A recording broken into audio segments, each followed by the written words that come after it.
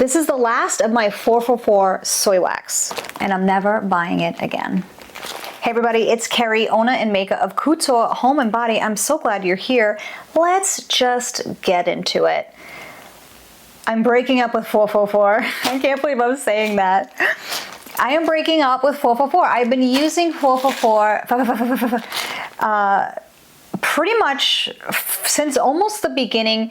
We tested out a bunch of different soy waxes, soy blends, and landed on 444. And it's kind of bittersweet. I just want to say that I love 444.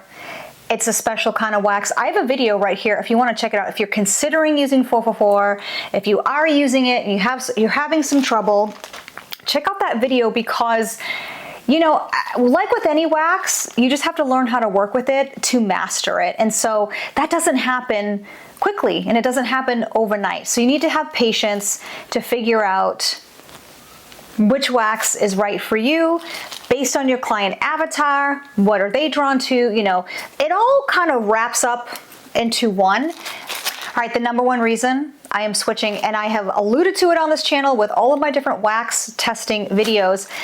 With 444, you do have to wait for it to cool significantly, in my experience, based on where I live, the temperature in my studio, in my room where I make candles, and that is sun coming through the window, light, etc., humidity, everything. For me, pouring at like 125 to 128, 130, like between that 125, 130 degree mark was the sweet spot for me. Your recipe and your process may vary based on where you live. I have seen people say that they pour at 160, 140, 150, and so I think that's why it's so important that to master a wax, to master candle making, you have to know your wax inside and out, all the different variables. So waiting for wax to cool to 130 or below is a long time. And so I'm making, you know, I'm doing a production run, and so I've got 3 pitches going at once, but it's like a 45-minute downtime for it to cool. And that used to not be a problem because I was working on other things, doing other things, and I wasn't making as many candles. So as my business is growing, things are scaling, and I'm making more candles, waiting 45 minutes for every pitcha to cool, like whether that's 2, 3 at a time, I don't have that time. That's why I needed to test some new waxes, specifically waxes where I could pour hot and walk away. So I can heat the wax up, add my fragrance oil, mix it very quickly, and then pour it very quickly and move on. That has cut down production time significantly. Waiting for that cool down time with 444 started to kill me. It was so painful, and it was like, geez, like time is money, and I didn't have time to sit there while it was continuing to cool. So that is the number one reason.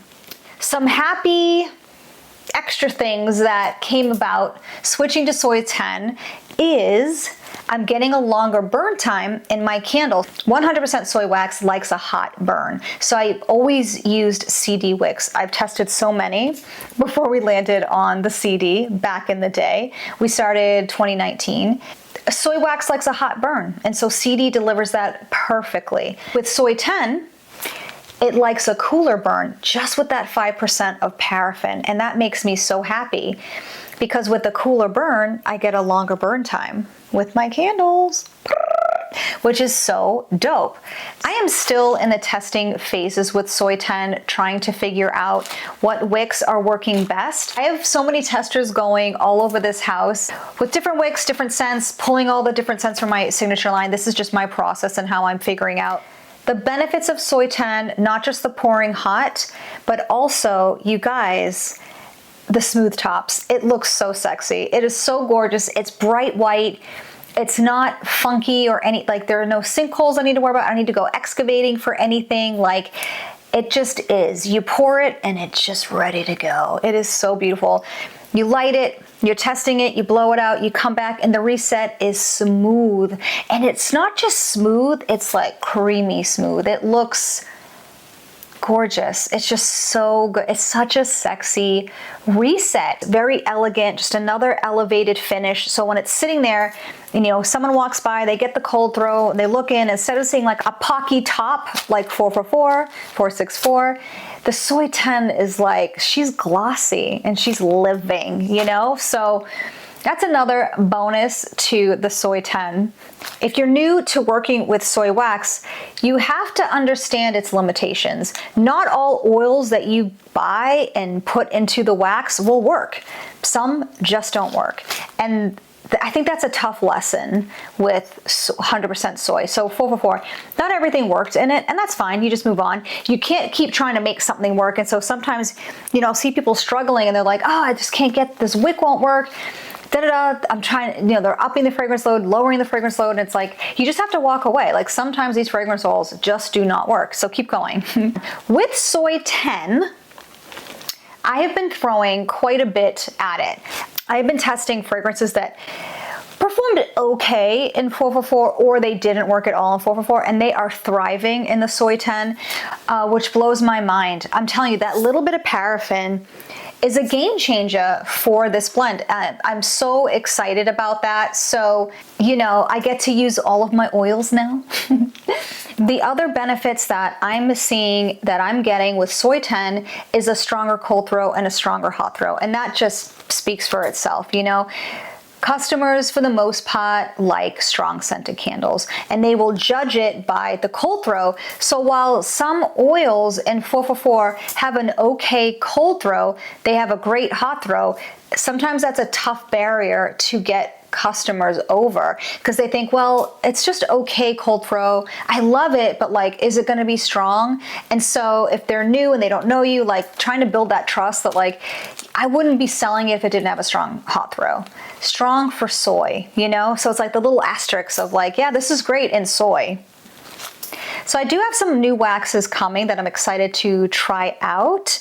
I've got some of the Sozo wax that Dupe is selling exclusively. So I'll be checking those out. But if you would just like to see the journey of Soy 10, check out that video here. I also have the Titan 5230 and the NW58. So I will put that here as well. My thing is I want to make sure, and I know this is going to come up, that the wax is going to stick around. I don't want to buy an exclusive to a company wax and then that company goes away. Now you're SOL. So Soy 10 did have a bad run of luck there for a little bit. Everybody panic bought it, and so everyone was out of it when they were rebranding, selling, all of that. And then their production just had a folly of unfortunate events that delayed Soy 10 getting back into the market. I got mine from Candela Supply. They had it first. They continued to have it first. If you are looking for Soy 10 and you want to try it, check out Candela. Also, if you're just looking for a really small sample to try, I think Cal Candle has the smallest sample. I think it's a 2 pound or 3 pound. That's available. I will link all that below if you want to check it out. That's it, you guys. I still love 444, but it's time to move on, and that is okay.